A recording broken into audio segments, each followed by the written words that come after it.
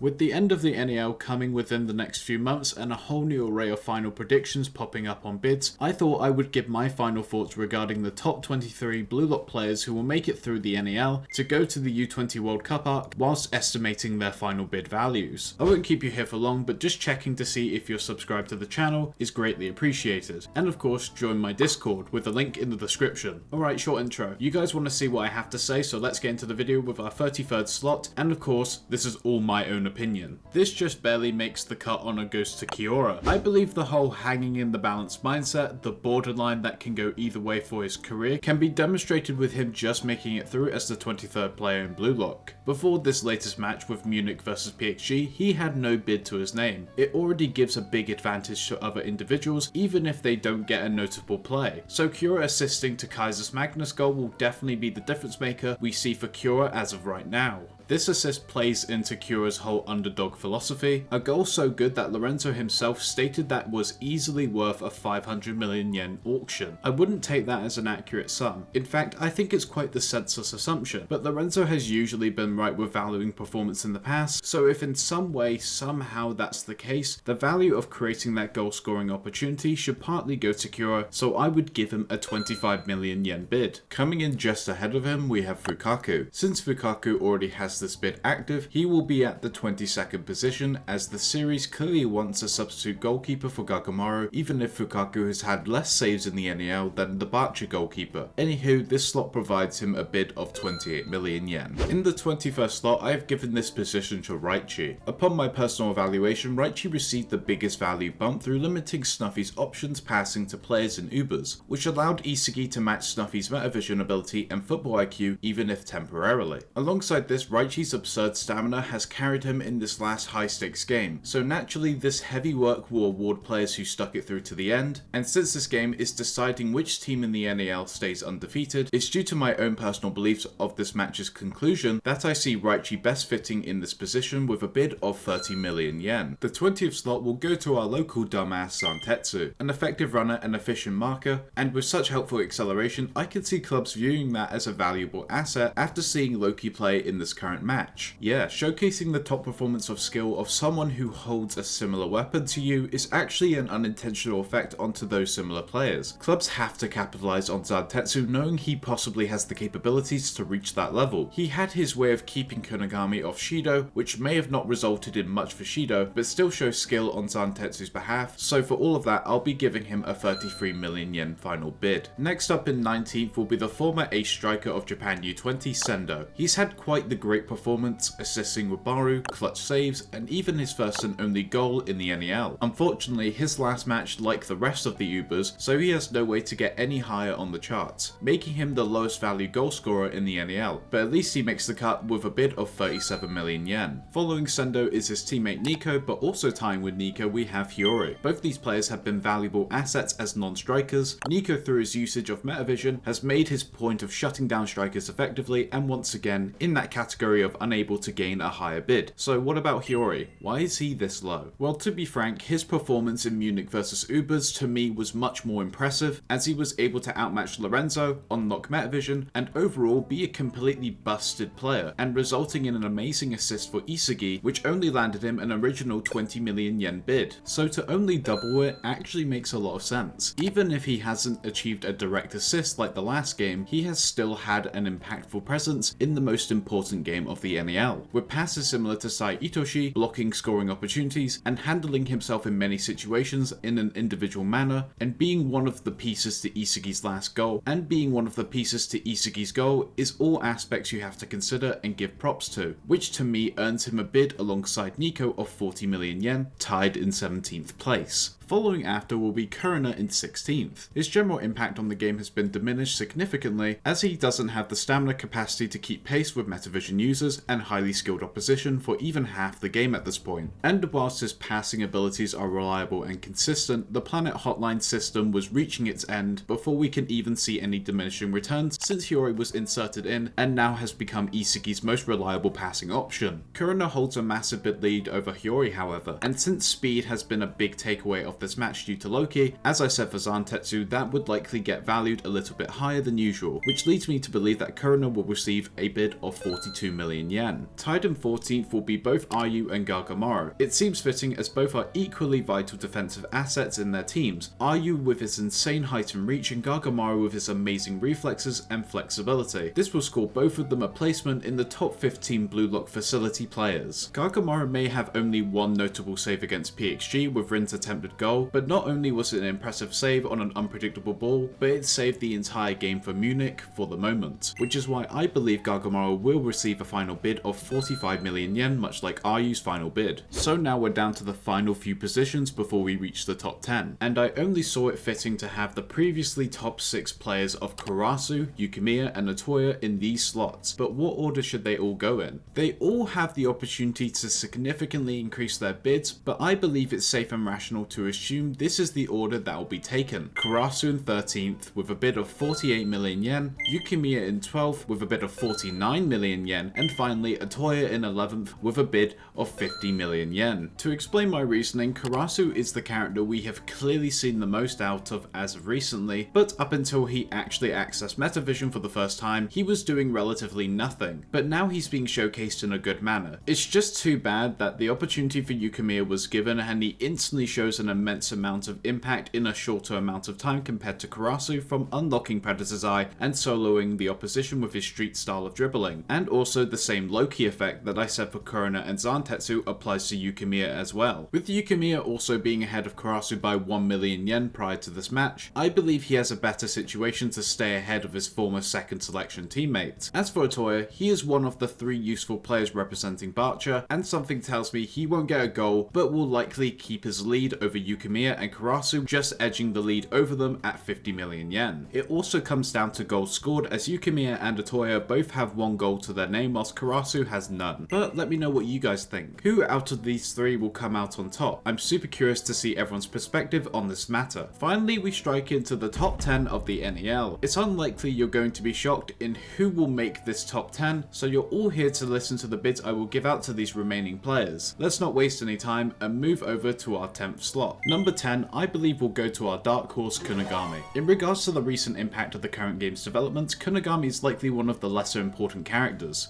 Alright, if you believe that, you haven't been reading this manga. Kunigami has done all that he can do as a so-called sacrifice for Blue Lock. Having 2 goals under his belt is already impressive. Combine that with an assist in the current game and managing to keep Shido and Charles from linking up, he has shown an incredible amount of use. But he's in 10th. Why isn't he higher? If he's done so good for his team alongside now continuing to play after Noel Noah subbing off, why isn't he higher up in the rank? Well, it comes down to a completion of his character arc within the match. Whether or not he plays a part in the final goal for Munich, he has had his story finished. Stopping Shido and assisting Isagi was the role he set out to play, and he accomplished both, and since being subbed back on, he has not even been a thought about asset. We will not discredit his hard work, as I will provide him a final predicted bid of 58 million yen. This comes down to having lesser impact over time. When you start off strong with 1 goal per match, of course you're not going to be recognised for anything less. So we see this begin slowly breaking down. He only gained an increase of 3 million yen from the Ubers game. An 8 million yen increase for an assist is very fair, as clubs perceive him to be a striker, not a player to keep playing in a defensive manner to stop an opposing team striker. In this environment, clubs won't look much further into him as an option for their team. Sure, an unpredictable pass to Isagi is valuable if it leads to a goal, but that's not his original purpose, and he clearly can't work with others unless forced to, like we see how Kaiser forced to work with him when keeping Shido on lockdown. Number 9 will be going to Oliver Aiku. Self-explanatory, he already has a bid of 60 million with no games left to play, can't exactly move him up the charts, so following him we have Reo in 8th place. So how does Reo get ahead of Kunigami and Aiku when his current position is 16th with a bid of 35 million yen? Well, I want to believe one scenario will likely occur. The character development of Nagi and Reo has taken a step back in my opinion, so to truly take that step forward of both of them needing to grow individually all the while sharing their final dream of theirs, is for Reo to make a more selfish play. Reo getting a goal against Barcha will be that development that is needed. This goal is not only a way of growing Reo's character and wants to be back as a striker, but will have a hand in further motivating Nagi, knowing his greatest ally and his best friend is trying to compete on his level, to show that this is the healthiest approach to take in order order for them to both thrive. Narratively, this makes the most sense, as not only would Reo get a goal, but he would also play a direct hand with getting the ball upfield for more goal scoring opportunities, and likely getting an assist for Nagi's goal, which will make him worthy of the top 10 placement with a final bid of 70 million yen. Our 7th placement slot will go to Chigiri, a slight change of opinion off the back of a possible bidding pattern. Chigiri's method of getting goals is always the same, utilising the wing to score his 44-degree Panther snipe, and whilst he has the abilities to pull this feat off, consistently more and more players would be open to shutting down this very option, as this is Chigiri's go-to area, and clubs love to see when something new is done instead. Taking Burū for example, who only gained 20 million from his match against Munich, who scored 2 goals in a relatively same fashion. I do believe the increase of Burū's bid was tampered from Uber's not winning against Munich, whereas I believe Mannheim will beat Barca. So for that reason, alongside the now famous Loki effect I've mentioned, will be the difference maker to how Chigiri will get a higher increase in his bid value with 1 goal compared to Burū's 2. Since we know Chigiri won't be passing to anyone, as that's not his way of wanting to play anymore, this leaves his final bid, in my eyes, to be a whopping 75 million yen. When I originally did the top 10 NEL bids and I said putting Chigiri above Nagi would be disingenuous, as Chigiri has scored 1 goal per match and Nagi has done nothing since the first Mannheim game, but since then my opinions have changed. Nagi is one of the biggest potential players on the field for scoring in a flashy and innovative way, which will lead him to a win against Barca. I predict he'll score the final goal of the entire game. I also see him assisting Reo in an unintentional way, as he would expect Reo to pass back only for him to realise that Reo lines himself up for a goal scoring opportunity instead. However, my opinion of where Nagi will be value wise at the end of the NEL has not changed at all. He will be back to a bid of 88 million yen, now in 6th, to show that an immense amount of hard work only just got him back to the spot that he was in before. Showing him as much as he had beaten Isagi in one instance, his own hubris was his downfall, as he would have not been any different in the results than he was at the beginning, allowing him to reflect on if he really beat Isagi or if he just played it to his own sense of wanting to work less as a player with a lazier mentality. Soon we will see the opportunity for growth and improvement at the same time to actually make this character development get back on the right track. In 5th will be our buzzy b-boy Bachara. I will doubt he will be thrilled to know his team have lost every single game in the NEL, ultimately being one of the characters in desperate need of more attention to their development going forward, but that definitely does not change my opinion of him scoring 2 goals for his team in the Mannheim vs Barca game. As a pure dribbler, he will be one tricky player to overcome. His bid currently is 79 million yen, and I believe getting into the top 5 is worthy of a final 9-digit bid amount of the NEL being 100 million yen. Our 4th placement will go to Shido. Before anyone disagrees and gets their panties in a bunch, I adore Shido's character and philosophy, but I mean this in the most genuine way possible. He has to have had some of the worst character development in the entire NEL by far, especially for someone as popular as him. Don't be in denial guys, I'm only saying this because I want better for him. A much better approach could have been taken, but instead he was utilised for a quick goal and has since been a man marking exercise for Kunigami. And after Kunigami was subbed off the pitch and then subsequently subbed back on after Noel Noah's departure, he became an assister for Rin's failed goal and has had one singular dribbling feat against Ikiguri, who, I will remind you, still managed to keep up with him even when being the better player overall. But of course, to make this fair, let's discuss the goal that Shido did and value that, as well as his willingness to work with his fellow ace striker Rin. Shido's dragon header was super efficient, having Charles replicate Hiro's passing performance for only Shido to keep up with, as Shido has amazing instincts to go after any ball in the penalty box area. A good goal, but compared to the rest of the goals that we've seen in this match, it has honestly become the least memorable goal, and also the least impressive. Then his team up work with Rin, although most certainly unexpected, it doesn't particularly make for a better pair up compared to other duos on this pitch, because Shido isn't as cut out for passing or even ball keeping feats. Sure, he's made a clean pass when being marked down by 3 people, but do you honestly believe passing to a direction that no one was even limiting would be impressive by any means? I wish Shido would have more individual feats, especially after being on lockdown for half the match, but sadly 1 goal and a link-up play that didn't result in a goal for Rin will only bump him up a little bit. To me, landing him on our final bid of 130 million yen. He is rightfully deserving of more, so don't inhale too much copium defending a character I know who I want better for. Then coming in the 3rd position, who of course will not be moving slots with his current bid of 150 million yen, it's Burū. Simply outdoing Shido as the ace striker for Ubers, plus holding a whopping 7 total goals scored in the NEL. You cannot deny him of such an amazing privilege, and he deserves to continue being the 3rd placement player. Of course, since he has no more matches left to play, 150 million yen man is his final bid.